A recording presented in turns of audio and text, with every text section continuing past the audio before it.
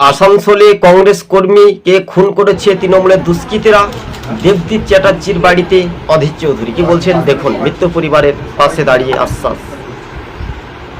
প্রথম দফার নির্বাচনে বলি হয়েছেন কংগ্রেসের এক হেভি নেতা।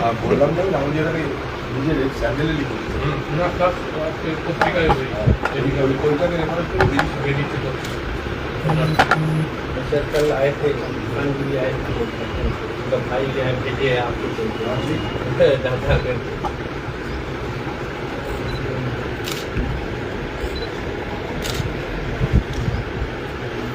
আমরা আছি একটু বলতে হয় দাদা পড়াশোনার ব্যাপারটা দেখতে হবে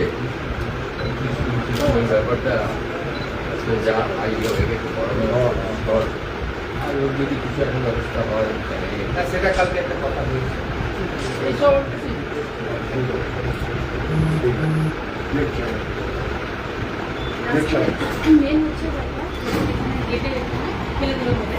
আমাকে প্রচুর গ্লোবালগুলো ধরেছে না ওখানে তোমার পুরো মেরেইছে তো তারপরে এখানে এসেছিল গেটের এখানে তখন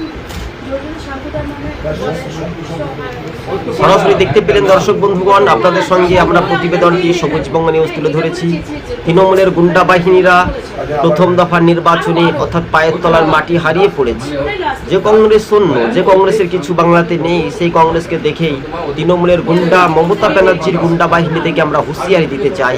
এইভাবে গুন্ডাগিরি করে মানুষের প্রাণ, মায়ের কোল খালি হয়ে গেল, তার ছোট ছোট বাচ্চা মেয়েরা নাবালক, সাবালক নাবালক বলাই যেতে পারে, তাদের যদি ওই তৃণমূলের দুর্বৃত্ত বাহিনীদের মায়ের কোলটাও যদি তাদের যদি খালি করা হয় তাও কেমন লাগে।